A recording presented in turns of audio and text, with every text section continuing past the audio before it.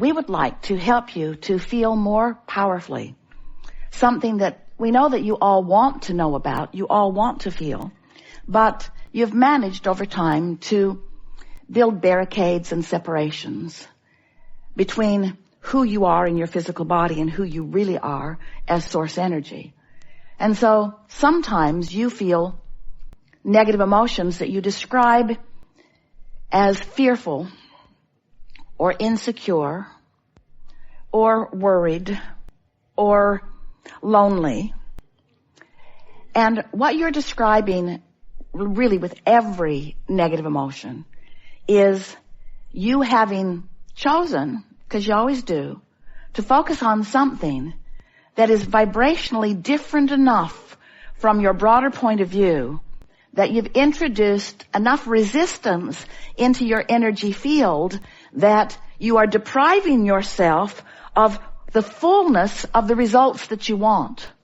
The fullness of the presence of source, or the fullness of the presence of someone that you care about, or the fullness of the presence of the manifestation that you've been working on. In other words, you are the only one who can allow or deprive yourself of anything that you want.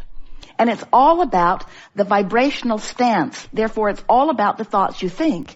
Therefore, it's all about the way you feel. And when you get that all together, when you acknowledge that the way I feel is about what I'm doing vibrationally, and what I'm doing vibrationally is about what I'm thinking about, and it all comes down to focus, and I can focus on something that feels good, or I can focus on something that feels bad, every time, every moment, every place, everywhere, everyone.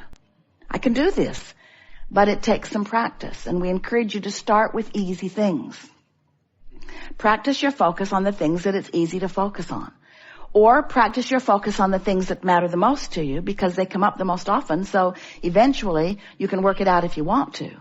But when you discover your ability to focus and feel, focus and feel, focus and feel, focus and feel, before you know it, you're going to discover the genius of feeling and focus, feeling and focus, feeling and focus. Because once you figure out how to find something that causes you to feel good, and you focus on it long enough that you establish a pattern of that thought, and therefore a pattern of that feeling, you begin to establish for yourself what we have recently been calling an emotional grid. It's like the beginning. It's like an emotional foundation. It's like the foundation of anything. But a foundation, a vibrational foundation, is such a marvelous thing to understand and behold. Because once you accomplish an emotional foundation, law of attraction will fill it in at all levels with things that match it. And your life just becomes rich and full with what you've been calling coincidences, and they are coincidences, but we want to say a coincidence is not a freaky act of nature. It's not a lucky happenstance. A coincidence is an incidence that is cooperatively happening because of the cooperative components that are coming to you in response to the vibrational offering that you're offering. In other words, these coincidences mean converging. It means coming together. It means aligning with things that match how you are dominantly feeling.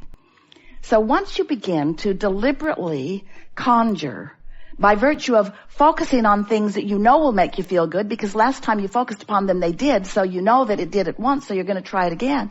Sort of like when you go to a buffet. Really, you're really good at this. When you go to a buffet and you get something in your mouth that is horrible, do you keep going back and trying it again? Oh, I'm going back with my plate. Why? Because it was awful, and I'm going to try to train it into something different.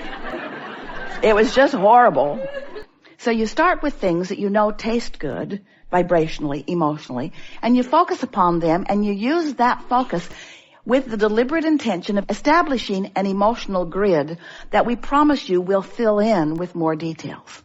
We've had quite an interesting conversation today, and from our perspective, it was emphatically out there on the leading edge. We often come together and have conversations about things that truly take thought beyond where they have been before. But this one is especially satisfying today, not only because we've moved into some new places. Esther will so love listening back to this and finding all of the new pieces that she's wanting to highlight for you, but because it is established within so many of you a renewed interest in getting back to the basics of your vibrational frequency. Sort of taking it out of your head and putting it more into your heart, so to speak, into the vibrational beingness. And because of the conversations that we've had, we know that you know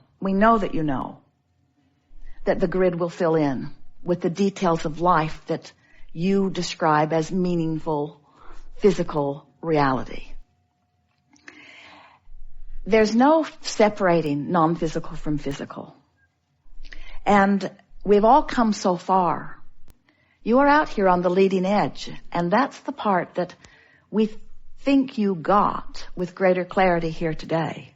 That creation is happening here, and that Source is joining you here, and that this is where the party really is. And that there are times when you allow a full recognition of the bliss and beauty and perfection of you and of life, and there are times that you don't. And we think that if we were standing in your physical shoes, we would be reveling in this new knowledge. Jerry said to Esther the other day, and she heard him laughing so hard while he said it. She was asking him a business question, something specifically about something that she was wondering what to do about. And his words to her were, well, if I was standing in my physical shoes. And then she realized that he can stand all day if he wants to in her physical shoes, although she rarely does herself. In other words, there need be no separation from you and you. So as you are moving forward in the days that are before you, it is our desire that you pay attention, make the conscious correlation between the new things that are happening and the understanding that came over you here today. Because it is certain that your grid will fill in with things that are unique enough that you will recognize that they are happening because of what happened here. You see what we're getting at? And when you make that correlation, then we think that you'll deliberately go to work on your grid and then let the good times roll. Because there is nothing more exhilarating than for you to define something that you want by being aware of its absence. Recognize that its absence has caused an emotion within you that is the conjuring of a grid that isn't going to serve you, and then deliberately changing the vantage point, the vibrational vantage point at the basis, and doing it with such ease that it just is amazing to you that you hadn't thought of it sooner. And then to watch the precision with which the universe will proceed to deliver to you matching components to fill that in. And we promise you we will be there reveling with you in your conscious awareness that you created the basis and now the universe has cooperated. Your feeling of worthiness and your feeling of empowerment will come in proportion to the amount of emotional grids that you care to build. If we were standing in your physical shoes, and we often are, we would be making lists of positive aspects, and we would be reveling in the general perfection of your planet. We would awaken in the morning and speak our appreciation for the sun coming up, whether you can see it or not. We would acknowledge the perfection of your planet spinning in its orbit, whether you can see any other planets at that moment or not.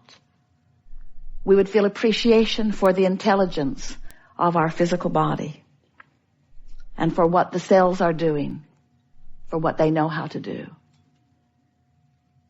We would feel appreciation for the bed upon which we had slept and the pillow beneath our head.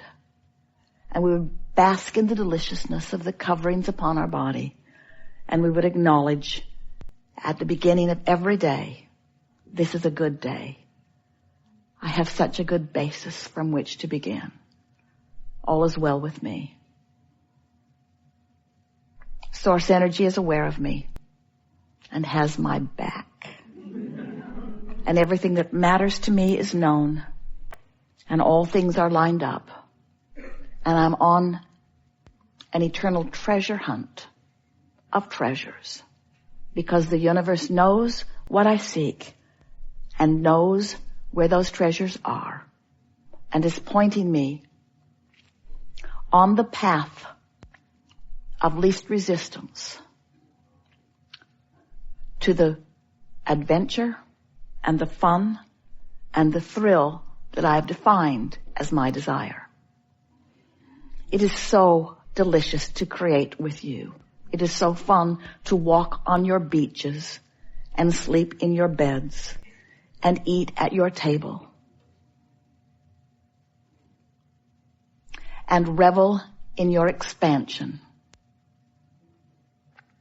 when all along what you were seeking was your natural and well-deserved joy. Most of our human friends still don't really believe that because they think the circumstances that are surrounding them dictate how they feel. Because most humans are observers of their environment and offers of a vibration that is equal to the environment that they are observing. And that's what makes you feel like you need to control your environment. Can't do it. That's what makes you feel like you need to or want to control your environment. Can't do it. But that's why you keep trying to control your environment. Can't do that. Can't do it. Can't do it. Give it up. Give it up. Give it up. Give it up. Give it up. Give it up. Give it up. Can't do it. You cannot control your environment. And when you stop trying to control your environment, then you have awareness of those emotional signals that let you know what you're doing with your thoughts. But as long as you're still believing that if I could control that environment and make it better, and then I would have a much better relationship with the experience, because if my children were behaving better, or if the government would... We can't even decide which phrase to choose. There are a lot of them that you have been offering.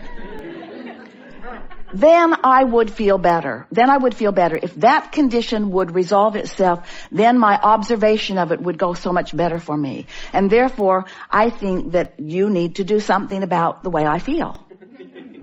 And the thing that's so tricky about that is that no one is working too hard to control the conditions so that you can feel better, because it's not their job to do it. So where does that leave you? There are all kinds of things that you're looking around at that don't please you. What do? Put your head in the sand? You'd feel better.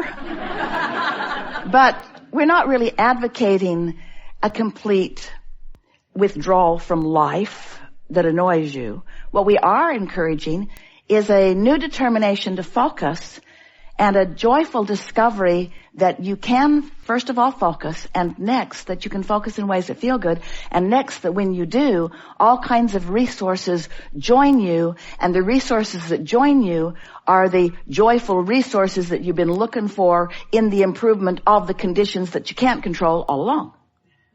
There, we're done. Now you know everything that's important to know, so just go figure out how to make it work in your life. Because words don't teach, do they? It's only life experience that gives you your understanding. And sometimes we are fortunate enough that we can hit on some words that are meaningful because you've just lived something that makes what we're saying brighten for you, or what you've just lived brighten for you. And that's the advantage of coming together in these collective forums where we can chew together. There's a huge advantage in you all being here on this planet together, interacting with one another and providing for each other relationships with each other and relationships with the environment that you are co-creating together. It's really the best of all worlds. There is great love here for you. And as always, we remain stubbornly in the vortex.